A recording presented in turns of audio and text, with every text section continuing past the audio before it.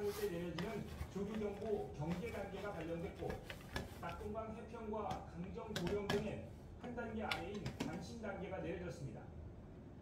환경부는 그나마 최근 대청호와 도령호의 남조류 세포수가 조금 감소했지만 진정세로 보기 어렵다고 설명했습니다. 꺾일 줄 모르는 폭염이 이달 말까지 이어질 것이라는 예보 때문입니다. 정부는 상황이 심상치 않다고 보고 녹조 제거선을 835 등에 추가 투입하기로 했습니다. 댐 물을 방류해 녹조를 쓸려 내려가도록 하는 방법도 있지만 이마저도 여의치 않습니다. 장마 뒤에 소나기 말고는 비가 거의 내리지 않아 가뭄에 대비해야 하기 때문입니다. 실제 낙동강 옥문댐은 이미 가뭄 관심 단계에 진입한 중입니다.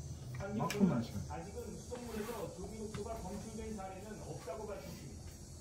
그러나 녹조 발생 지역에서 악취 민원이 이어지는 등 주민 불안이 짙은 만큼 수심 깊은 곳의 물을 취수장으로 끌어가도록 하는 등 식수 안전 확보를 위해 총력을 기울이고 있습니다. YTN 홍성리입니다.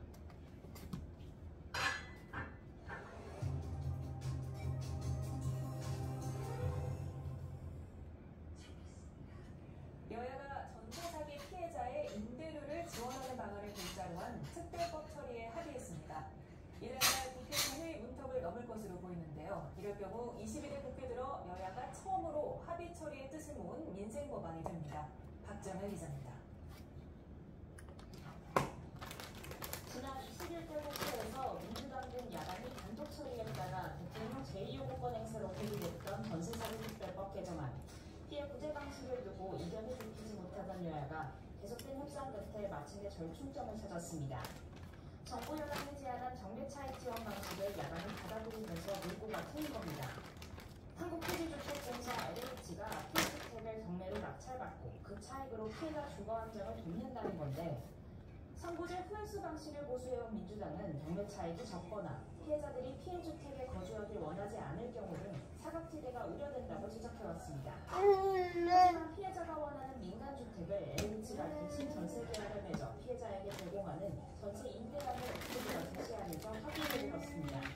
사각지대를 해소하고 그리고 원천으로는 실효성 있는 지원 대책을 강구하는 야당의 요구들을 계속해서 반영하고 보완하고 이런 과제를 통해서 민주당은 피해자들을 미룰 수 없다는 판단에 어려운 결정을 내려놓으면서도 정부안의 한계는 여전하다고 짚었습니다.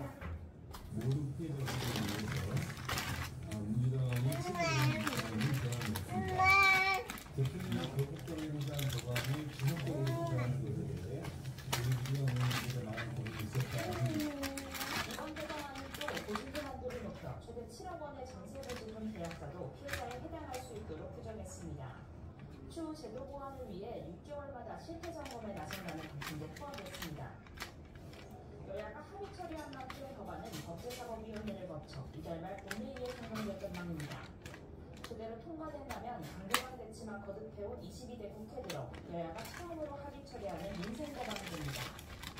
이번 합의로 여야는 22대 국회 개원 석 달 만에 분송국회 운영을 피할 수 있게 됐습니다. 다만 민주당이 오는 28일 본회의에서 대통령 제2요구권이 행사된 방송 4법과 전국민 25만원 지원법 등 쟁점 법안의 재표결을 예고하고 있어 여야 합의를 피할 수 없을 것으로 보입니다. YTN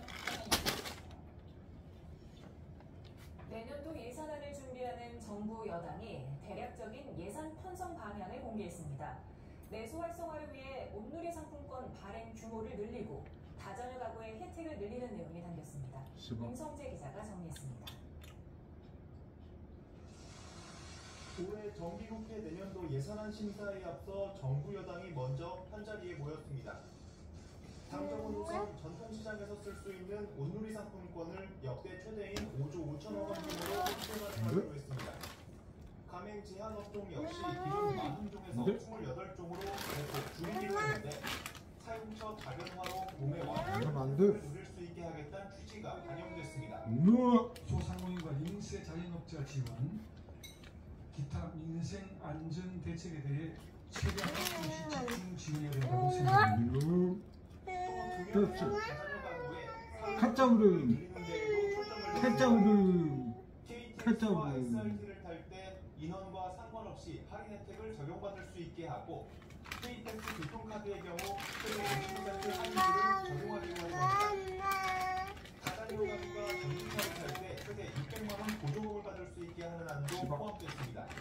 물론 최근 전기차 화재 피해가 있다는 단점을 고려해 화재 예방 충전기를 9만 대까지 확대하는 등 관련 예산을 빼놓지 않았습니다. 이 밖에 최고점을 위한 새출발기금 규모를 30조 원에서 40조 원 이상으로 확대하고 올해 안으로 키오스크 수수료를 반값으로 내리는 등 소상공인을 위한 정책에도 힘을 실었습니다. 건전 재정 기조를 유지하면서도 반드시 살펴야 할 부분은 세심하게 고려했다는 설명입니다.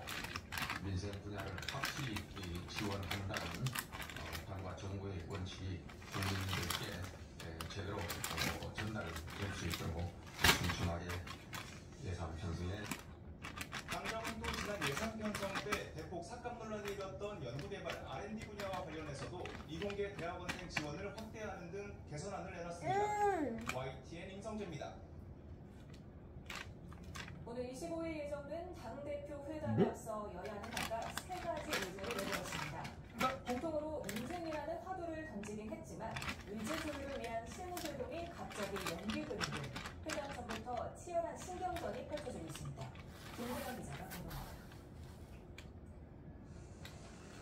민주당인 국민의힘 한동훈 대표가 여야 회담을 하나의 정치적 이벤트 정도로 생각하는 것 같다며 말을 세웠습니다. 국민의힘의 탄핵이나 청문회 같은 정쟁 정치 중단과 함께 민생 정책, 특검을 내려놓는 정치 개혁 등 세 가지 비전을 공개하기에 결정했는데 이에 민주당이 언론을 통해 의제를 공개하고 회담 생중계 가능성까지 발표한 건 예의가 아니라며 실무 회동까지 미룬 겁니다. 하지만 여당은 충분히 제안해볼 수 있는 문제들 아니냐며 납득하기 어렵다고 받았습니다. 회담 의제를 둘러싼 기싸움도 팽팽합니다. 양당 모두 투표에서 민생을 논한다는 계획이지만 여당은 금융투자 소득세 폐지 같은 세제 개편안을, 민주당은 전국민 25만 원 지원법에 중점을 두었습니다. 여당은 25만 원법과 관련해 취약계층을 선별적으로 지원하는 방안을 내다보고 있다며 논의 가능성 열어뒀습니다. 25만 원 관련해서 우리 입장이 어떻게 됐는지 좀 정리 좀 하고 있고 자영업자 소상공인 굉장히 힘든데 선별적으로 두텁게 지원할 수 있는 방안에 대해서 민주당은 민생에 더해 민주당 대통령 제1호구로 주차를 해주게 생산정통법과 지구당 부활까지 세 가지를 의제를 제안했습니다. 한동훈 대표가 세금 특검을 하자. 그리고 본인은 제 한장 추천안이 좋다고 생각한다 했으면 대표가 된다는 법안을 내세우면 되는 문제입니다. 제3자 추천 방식에 이어 제복 공작 의혹까지 수사 대상에 넣자는 한동훈 대표의 제안을 확정의 여지를 두는 사전 모의든 사후 모의든 제보 조작이든 제보 실수이든 다 포함시켜서 특검법을 발의해 주십시오. 여당은 대화의 장인 만큼 민생 위주로 대화하는 게 맞다면서도 특검 얘기를 두려워하거나 피할 건 아니라고 물러났습니다. 첫 대화의 장에서는 의원 여야 간에 첨예하게 대립하고 있는 부분부터 먼저 논의하자는 것은 좀 발전성이 없지 않나. 실제 회담에서는 지구당 부활같이 이견이 적은 사안에 합의가 이뤄질 수 있겠지만 쟁점 사안은 입장 차만 확인하는 자리에 그칠 거란 전망도 나옵니다. YTN 김나연입니다. 오늘 새벽 강원도 고성으로 북한군 1명이 귀순해 왔습니다. 서해쪽 강화교동도로 북한 주민이 귀순한 지 12일 만인데요. 넘어오기 전부터 우리 감시장비에 포착됐지만 북한군의 특이 동향은 없었던 것으로 알려졌습니다. 조수영 기자가 보도합니다. 우리 군이 강원도 고성 전방 사단에서 북한군 1명의 신원을 확보했다고 밝혔습니다. 귀순 의사를 확인한 뒤 남하 과정과 귀순 동기를 조사하기 위해 관계기관에 인계했습니다. 귀순한 남성은 새벽 시간에 강원도 고성군의 육군 22사단으로 넘어온 것으로 알려졌습니다. 군 관계자는 동부전선의 군사분계선 이북에서부터 우리 군 감시장비로 포착됐다고 설명했습니다. 또 움직임이 확인된 뒤 정상적인 유도작전을 펼쳐 신병을 확보했다고 밝혔습니다. 이 남성은 해안가에 있는 길로 걸어서 넘어왔으며 발견 당시 군복을 입고 있었고 계급은 하사인 것으로 전해졌습니다. 우리 군은 최근 해당 지역 비합지 인근에서 작업하는 북한군을 막을 수 있게 대북 확성기를 가동하고 있었는데 확성기 시행이 귀순에 영향을 미쳤을 수 있다는 관측이 나옵니다.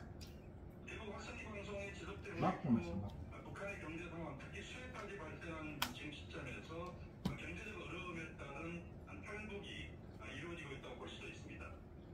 12사단은 2020년 월책 귀순과 2020년 귀순했던 남성이 2022년 다시 월북한 사례 등 경계가 뚫려 논란을 빚었는데 군 관계자는 이번에는 정상적으로 작전에 성공했다고 강조했습니다.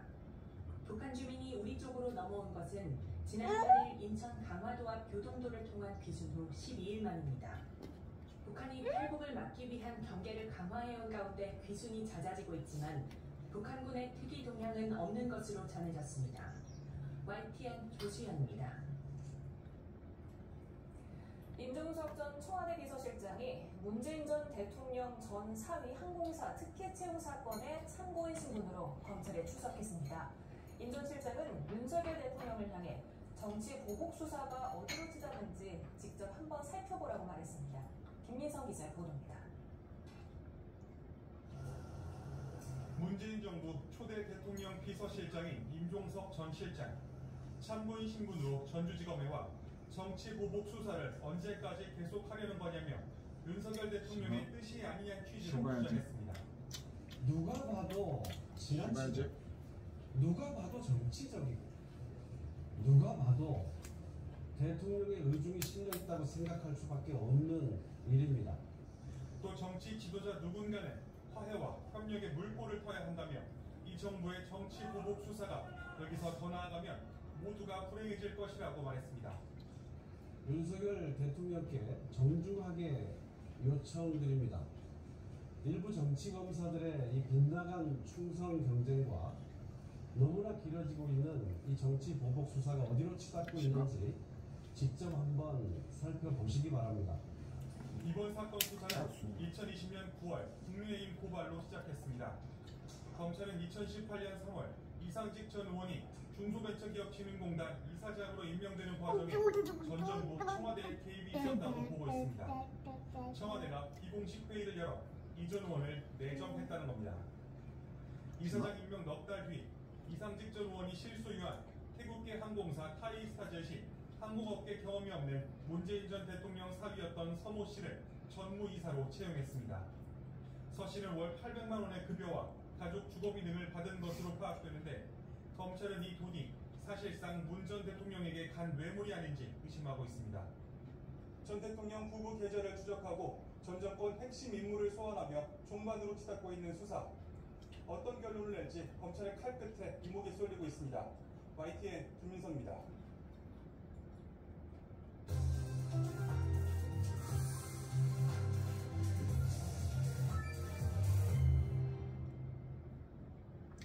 학교에 가던 여중생이 남고생에게 둔기로 습격당하는 사건이 발생했습니다. 그런가 하면 이른바 부산 돌려차기 사건의 가해자가 수감 중에 도복을 다짐했다는 증언이 나왔습니다.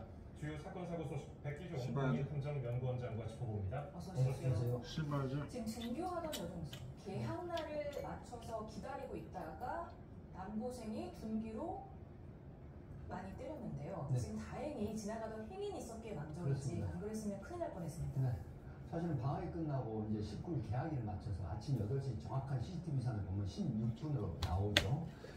사전에 흥기나 둔기를 소지하고 그리고 대상, 본인이 생각하는 타겟이겠죠. 그 여학생을, 여중생을 기다리고 있다가 여중생이 쫓아가서 둔기로 머리라든가 이런 곳을 가격, 본인 형태. 그런데 지금 앵커께서 말씀하신 것처럼 세 분의 영웅 시민들이 있었습니다. 첫 번째 말씀드리면 사실 노인복지법에 보면 65세 이상의 노인을 이제 분류가 되는데 교통정리하는 그 노인분들 할아버지라고 얘기를 하겠습니다. 이분들이 먼저 이걸 발견하고 이제 제압을 하게 되는데 또 한 분은 인근 그 업소 안에서 이 장면을 목격하고 신속하게 112 신고를 해주셨고요. 그 다음에 또 한 분은 소위 헤드락이라고 하는데 UFC 이동 격투기를 보면 상대방을 이제 머리를 이렇게 지어서 공격을 무력화시키는 이런 행태를 했는데 이 헤드락을 했음에도 불구하고 그 여학생의 머리춤을 잡고 계속 공격을 했다고 하는 이게 진행이 나왔죠. 그래서 이 시민들이 아니었더라면 이 여학생이 상당히 안 좋은 결과가 발생했을 가능성이 높다. 그래서 이 시민들 저는 응원하고 말씀드리고 싶습니다. CCTV를 통해서 그런 영상을 너무 아찔합니다. 동생 지금 상태는 어떻게? 지금 이 피해 여학생은 중학교 3학년으로 알려지고 있죠. 그 병원으로 긴급 이송이 됐습니다. 네. 머리 쪽에 상당한 이 피해, 소위 말해 찢어지는 열상이나 자충을 일으키는 그런 형태로 병원에서 치료를 받고 있다. 이렇게 알려지고 있는데 저는 더욱 걱정이 되는 부분은 이 여학생이 만약에 태어나더라도 개인 기피증에 충분히 태어나는 시간이 좀 없다. 그래서 여기에 대한 심리치료도 진행을 해야 되니까 싶습니다. 지금 그 학생 남학생은 가짜오른 흉기와 유서가 되는데 가짜오른 완벽하게 살인을 계획하고 벌인 범죄죠. 지금 말씀하신 것처럼 등교를 마치고 아침 등교 시간에 잠든다고 얘기를 하고 지켜보고 있다가 여학생을 발견해서 등교를 했죠. 그 다음에 이제 경찰이 압수한 가방을 보니까 깨달은 총기 그리고 어떤 행위를 한 이후에 본인이 뒷감정을 생각해서 하겠다는 내용의 메모 형식의 유서 같은 게 또 발견이 됐거든요. 그렇다고 하면 사전에 상당히 치밀하게 나름대로는 계획한 계획범죄였다. 이렇게 볼 수가 있겠습니다. 그런데 이 범행을 예고를 했었더라고요. 네. 사실은 학교에서 그 학교 선생님이 이제 이런 여러 가지 징후를 발견하고 상담하는 과정에 선생님한테 그 얘기를 한 거예요. 내가 어떤 여학생을 극단적인 결론을 내고 그리고 본인도 이 극단적인 선택을 하겠다고 하는 이런 부분인데 결국은 학교 측에서 경찰에 연락을 해가지고 소위 말하면 SPO라고 하죠. 학교 담당하는 경찰관에 연락을 했는데 결국은 스마트워치를 지급하겠다고 했는데 당사자가 거부를 했고 그래서 이제 스토킹 범죄 행위 등 이런 부분도 사실은 있는데 어찌됐든 간에 이 부분들이 그때 당시에 선제적 조치가 됐으면 이런 결과가 안 나왔을 텐데도 불구하고 사실 좀 미흡한 부분이 있지 않았나 싶습니다. 지금 그 남학생이 지적 장애가 있는 것으로 알려지고 있습니다. 그래서 정신병원에 이제 학교 전담 경찰관이 입원하도록 부모와 협의를 거쳐서 했는데 지금 본인이 퇴원 의사가 강해서 퇴원을 시켰다고 하는데 이게 가능한 겁니까? 이 부분이 상당히 좀 논란이 된 소리가 있습니다. 왜 그러냐면 지난달에 이제 학교 측에 연락을 받은 경찰관의 부모, 가해자의 부모와 협의를 해서 정신병원을 입원하게 됐습니다. 그런데 한 22일 만에 본인의 강력한 퇴원 요청에 의거해서 사실은 퇴원을 하게 됐습니다. 그런데 지금 이 상황을 맞이하게 되지 않을 방법이 있었다고 하는 부분은 여러 가지 심리라든가 그다음에 치료 경과를 보고 판단했어야 됨에도 불구하고 너무 쉽게 소위 말하는 가해자의 요청으로 이 퇴원을 하게 된 이런 부분들이 조금은 아쉽고 안타까운 사건이 발생을 하지 않았을까. 예. 지금 구속 상태로 수사를 받들였는데 심신미약이라든지 미성년이라는 점을 강조할 가능성이 있습니까? 네, 우리 이제 장애커께서 말씀하셨지만 두 가지가 있습니다. 소년범, 19세 미만의 이 소년범은 우리가 흔히 말하는 강력범죄를 저질렀어도 이 소년범 사건으로 처리를 합니다. 소년법에 의거해서. 그리고 심신미약 상태, 소위 말하면 지적장애라고 하는 요소가 만약에 이제 그 제출이 된다고 하면 이 부분에서 심신미약 상태가 입증이 된다. 그랬을 때 이런 살인 미수죄를 저질렀어도 소년범 처벌 내지는 강력한 어떤 중형의 선고가 안 될 가능성이 있다라고 하는 측면. 그래서 지금 뭐 한동훈 전 법무부 장관이 예전에 뭐 촉법소년이라든가 소년법에 대한 연령을 낮추는 게 필요하다고 하는 부분이 지금 생각이 나는데 이런 부분들이 그 어떤 사회적인 합의가 도출이 돼야 되지 않을까 싶습니다.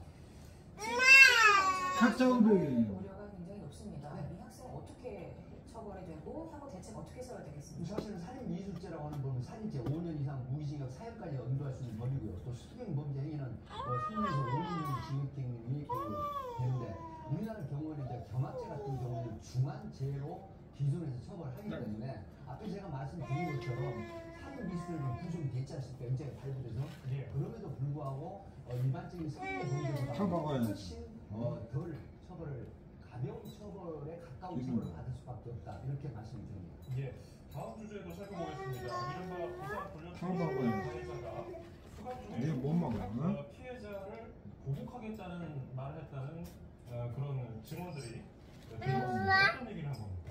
사실은 이제 그 부산에 지금 32세 되는 이모 씨라고 하는 부산 이 3년 사실 5월 22일이죠. 이때 그 피해자 묘찰에 대해서 결국 8분 동안 성폭행한 것까지 드러나서 1심에서 이제 징역 12년형을 받았다가 지금은 20년 형을 받은 형태로 유명 수감자들에게 나가면 때려 죽이겠다. 그리고 성폭행을 하겠다. 그러면서 12년형 1심에서 12년형을 받았을 때는 한 대당 2년씩 12년을 받았다고 하는. 그러니까 전혀 반성이나 개선의 없는 상태에서 오히려 피해자에 대한 보호법 내지는 협박성 발언한 게 사실 부산 법원에서 이게 드러나가지고 지금 재판이 진행 중인 형태가 되면서 언론이 보도가 됩니다. 일단은 그 보복 발언하기 전에 이미 대법원에서 징역 20년을 선고받았지 않습니까? 그런데도 이렇게 보복 관련해서 추가로 기소가 되면서 어느 정도 형이 더 늘어날 수 있습니까? 특정범죄 가중처벌법, 그러니까 고소나 뭐 어떤 수사가 됐을지도 불구하고 보복이나 어떤 수사 방해나 재판 방해나 이런 협박성이 있다고 하면 특정범죄 가중처벌법에 의해서 보복 협박성을 하는데 사실은 1년 이상 유기징역에 처해진다는 규정이 있거든요. 어쨌든 대법원 양형 이유를 보면 다른 양형 조건을 하더라도 적어도 1년 이상 3년 미만의 추가적인 그런 형을 받을 가능성이 높다 이렇게 분석이 됩니다. 예. 지금 피해자는 물론이고 피해자 가족들도 얼마나 불안하고 걱정이 클지 상상도 안 되는데 만약에 가해자가 출소하게 된다면 가해자는 어떤 보호를 받게 됩니까? 피해자가 어떤 보호를 받게 되겠다는 건데요. 지금 32세 그러면 특가법에 1년, 2년, 3년 추가로 붙는다고 하면 출소를 하거든요. 그렇다 보면 이런 사람의 성향 같은 경우에는 계속해서 이런 부분들을 안고 있기 때문에 보복 범죄가 굉장히 높다 이렇게 분석이 되기 때문에 그런 피해자 보호 프로그램이 작동을 하죠. 우선 보호 관찰 제도가 시행돼야 되고 두 번째 이 경찰로부터 이 피해자 보호 프로그램이 작동이 되면 스마트워치라든가 부정적 정의 등의 순찰 그리고 가해자의 주변에 대한 어떤 감시 이런 그 강화된 기능이 필요할 것 같습니다. 지금 가해자가요 피해자뿐만 아니라 전 여자친구에게도 협박 편지를 보냈다고 합니다. 왜 이런 전 여자친구가 이제 이런 돌려차기 범죄로 중형 선고받으니까 전 여자친구는 당연히 헤어지자고 할 거 아닙니까? 결별 내지는 이별을 선언한 걸 본인이 알게 됩니다. 그리고 면회도 오지 않으니까 여기에 대한 보복 심리로 협박을 했는데 이 부분도 지금 협박 혐의로 처벌을 받을 가능성이 높고 그 다음에 같은 동료 수감자들에게 그 물품 반입 강요를 하는 거가 있거든요. 또 강요죄 그리고 바로 이 돌려차기 피해자에 대한 보복 협박 이런 부분들이 종합적으로 지금 입건이 돼가지고 재판에 문제돼서 진행 중입니다. 이게 다 인정이 되면 어느 정도 최대적으로 제가 앞서 말씀드린 좀 보복 협박 특가법에 그 다음에 강요 그 다음에 여러 가지 형태 이런 부분이 더해진다고 하면 경합죄로서 2분의 가중처벌 한다고 하면 적어도 이 부분만 가지고 3년 이상형의 형이 추가로 적용될 수 있다. 그런데 피해 여성에게 가짜는 시발 메시지를 보낸 20대 남성에게 그렇습니다. 또 징역을 검찰이 구형을 했는데 이건 또 어떤 일입니까? 정말 그 정당 논쟁에 일하는 게 보입니다. 피해는 사실이지만 이 피해 여성의 그 사실이 언론에 알려지면서 남성들이 피해를 봤다라고 하는 부분인데 저는 20대 남성이 검찰이 징역 2년 구형을 했는데 아마 젠더 논쟁에 상당히 심취한 사람이 아닐까 싶은 그 추정이 가능하거든요. 정말 어처구니 없고 황당한 이런 부분인데 아마 이 부분도 법원에서 상당히 뭐 구속 내지는 징역형의 집행이 가능하다 이렇게 봅니다. 실현 가능성이 높습니다. 왜 그러냐면 이런 피해자를 상대로 또다시 추가적인 어떤 제2, 제3의 가해를 한 행위거든요. 그럼 실질적으로 이게 범죄가 이어질 가능성이 있다는 위험성, 가벌성 이런 것 때문에 상당히 중환형이 처벌될 가능성이 있다. 이렇게 생각합니다. 예, 마지막 주제도 살펴보겠습니다. 여자 대학생들의 얼굴에 낙체 사진을 합성한 딥페이크 사진. 이게 한 1,000여 명이 있는 단체 대화방에 퍼져가지고 경찰에 수사에 나섰는데 피해자들이 큰 협박까지 받았다고요. 1,200명의 그 대화 단체방입니다. 채팅방에 이제 텔레그램 형태로 운영을 했는데 사실 딥페이크라는 게 보니까 유명인들 같은 경우에 얼굴을 합성을 해가지고 뭐 성적 수치심을 일으키는 어떤 나체나 어떤 동영상을 갖다 내보내는 건데 이런 부분들이 결국은 굉장히 평생 트라우마 내지는 피해자에 대한 인격 사인이라고 이렇게 얘기하지 않습니까? 이런 부분인데 얼마 전에 우리가 스카이라고 하는 부분 서울대고대 연대 카리스트 대학원의 재적생이 이거 주도로 해서 300여 명의 회원들을 모집해가지고 이런 행태를 한 게 좀 얼마 되지 않지 않습니까? 이게 또 적발이 된 그런 상황입니다. 2020년부터 운영이 됐더라고요. 근데 지금 현재 1,200명이 그 대화방에 참가를 했는데 검거된 거는 지금 1명뿐입니다. 그렇습니다. 주변 앞에 제가 말씀드린 것처럼 네. 텔레그램 소위 말하면 일정 채팅 위에 자동 화면 형태라든가 이런 부분이 그래서 지금 피해자는 1명을 하고 피해자는 4명을 발견을 했는데 그럼에도 불구하고 수사가 계속 되고 있기 때문에 문제는 이겁니다. 이 딥페이크 영상이 올려진 상태에서 또 개인 정보까지 올렸어요. 그래서 이 개인 정보에 올려진 피해자를 상대로 정말 여러 가지 형태의 범죄가 가해졌거든요. 이런 부분에 지금 상당히 수사를 치밀하게 지금 운영을 하고 있다 이렇게 보입니다. 피해자가 가능성도 있는데 지금 검찰은 어떻게 접근해야 증거를 모을 수 있습니까? 말씀드렸지만 동영상은 이미 확보된 상태입니다. 그래서 이제 그 딥페이크에 관련된 피해자는 지금 얼굴이 나타나 있지 않습니까? 이런 부분은 이제 소위 말하면 피해자들로부터 제보를 받는 상황이고 그 다음에 사이버 수사대에서 이런 부분 딥페이크 채팅방을 운영하는 이 주동자가 아직 안 됐었거든요. 이런 부분들을 종합적으로 그 특별 수사, 소위 말하는 특수기법에 수사가 가능합니다. 그렇게 돼서 조만간 주모자도 체포를 하고 여러 가지 형태의 가해자가 체포될 가능성이 있다. 우리가 조주한 엠번방 사건 아시지 않습니까? 이 부분도 굉장히 어려운 수사였습니다. 그럼에도 불구하고 한국 경찰의 지금 사이버 수사 이런 수사가 굉장히 진화되어 있기 때문에 아마 조만간 주모자 내지는 관련자들이 모두 처벌받을 가능성이 높다. 이렇게 우리가 할 수 있겠습니다. 이게 좀 취약의 개인정보도 있지만 이제 딥페이크 음성 파일도 공개됐다고 하는데 종종 스톱이 다행입니다. 사실 딥페이크라고 하는 부분은 이제 학생 사진이나 다음 인물을 내세워서 실질적인 학자분들 그래서 이거 성폭력 처벌관 특례법으로 처벌하죠. 처벌 기준은 5년의 징역 5천만 원 벌금인데 이 부분은 좀 더 제가 드리고 싶은 말씀은 이런 딥페이크 관련한 부분은 정말로 이 법관들이 정말 강의 처벌해야 되거든요. 왜 그러냐면 평생에 이게 남는 겁니다. 쉽게 말씀드리면 개인 서버, 소위 말하면 개인 사이트라든가 개인 휴대폰에 모두 저장이 될 것입니다. 그러니까 사업자에 있어서 이런 분위기 방대하게, 방대하게 지금 저장이 될 수 있다. 그러면 20년, 30년 후에도 당사자의 피해자는 어떻게 되십니까? 이런 부분 때문에 정말 처벌해야 된다. 다 먹었네. 지금 이런 데이터들이 파일들이 영향하지 않을 수 있거든요. 거의 다 먹었네. 방법이 없겠습니다. 다 먹었네. 그래서 저는 이런 말씀을 드립니다.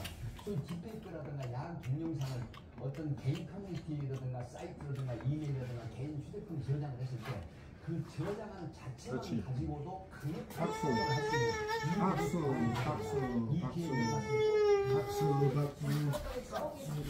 그렇습니다. 주요 사건 사고 소식 백기준 원장님과 함께 짚어봤습니다. 감사합니다. 감사합니다.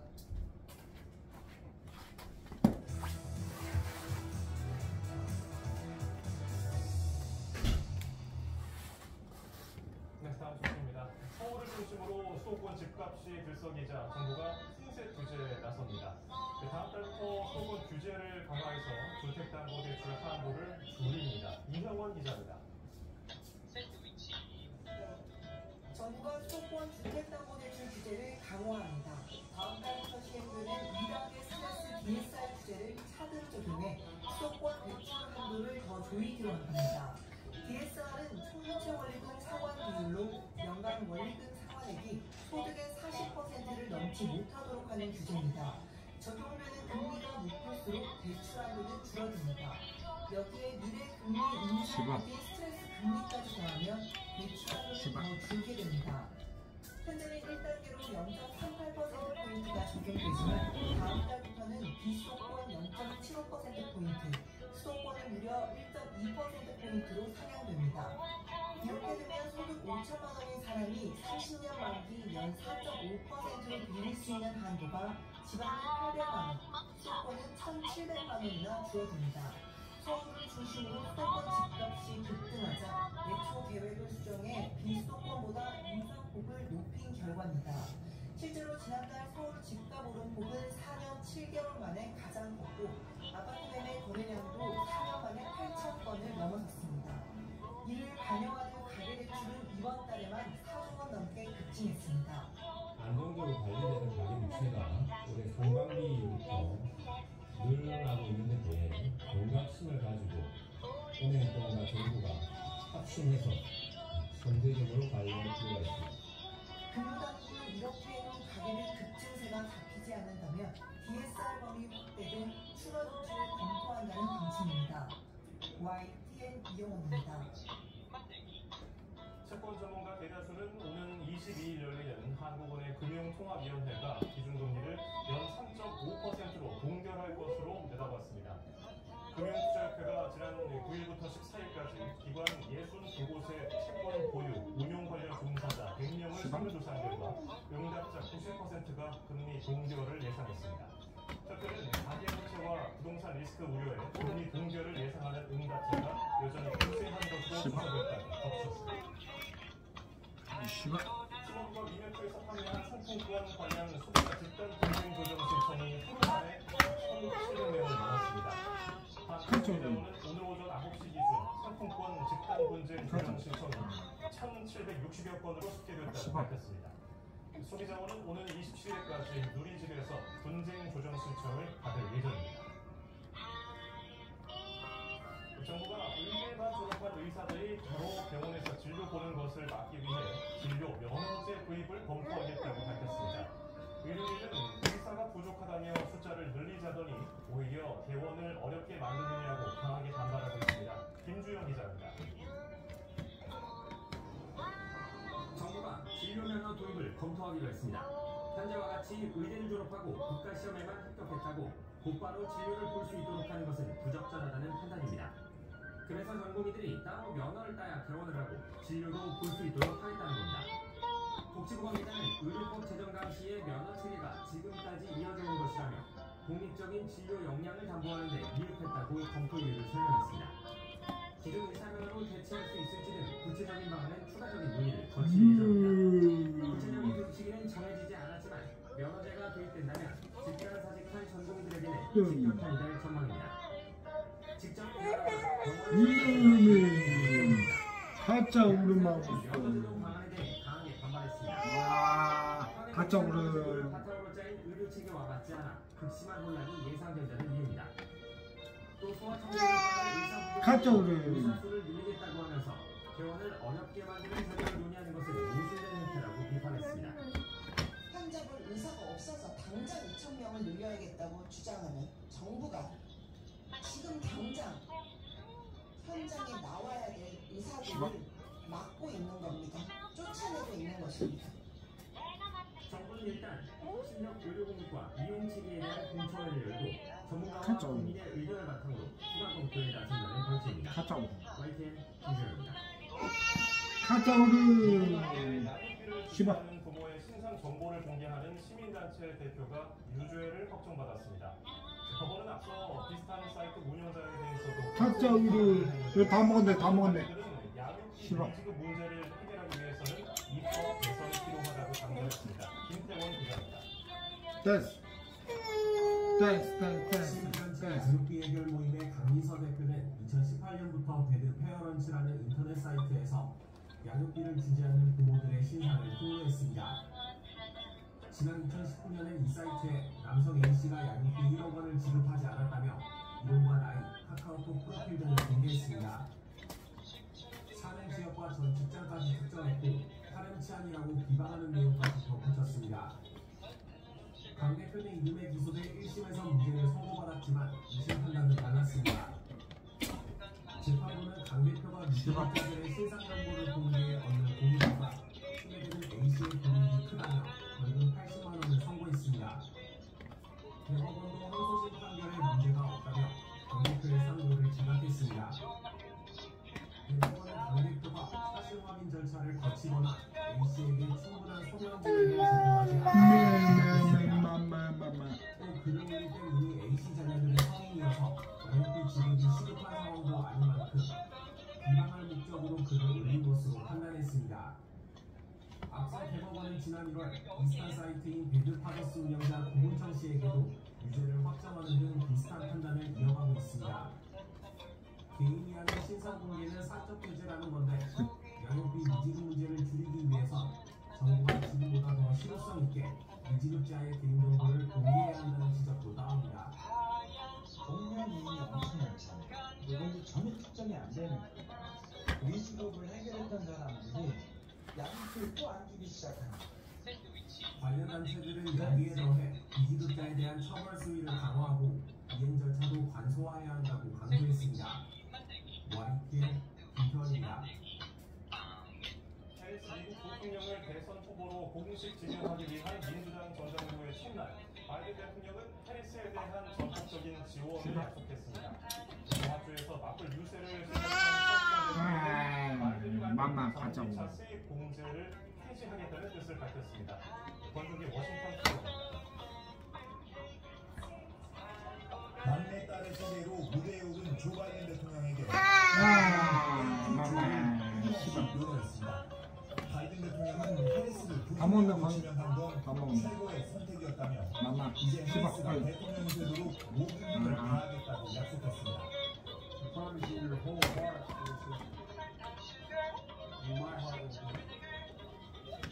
I promise I'll be the best volunteer. 터모드 이거 한 번만 먹으면 밥 먹었다. 박수. 감사를 표시했습니다. Joe, thank you for your historic leadership, for your lifetime of service to our nation, and for all you will continue to do. We are forever grateful to you. 미국 첫 여성 대통령 꿈을 못다 이룬 힐러리 클린턴은 이제 마지막 남은 유리 천장을 깰 때라고 목소리를 높였습니다.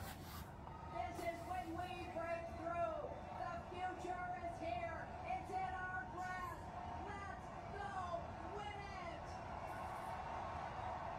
민주당은 대의원 투표를 통해 해리스의 대선 공약직 성격인 새로운 정강 정책도 채택했습니다. 김정은과 러브레터를 주고받은 트럼프와 달리 바이든은 동맹과 함께 북한 위협에 대응했고 앞으로도 한국 곁을 지키겠다는 내용이 담겼습니다. 경합주 순회 유세에 나선 트럼프는 전기차를 구입하면 제공하는 $7,500 세액 공제는 웃기는 일이라며 폐지를 시사했습니다. 또 자신의 재임 시절 한국을 상대로 픽업 트럭 보호관세를 유지해 미국 자동차 산업을 살렸다고 말했습니다. 사랑해요. And if I didn't have that tax, the most successful product made in this country is the small trucks. If I didn't get that tax, South Korea and China would be destroying us now with additional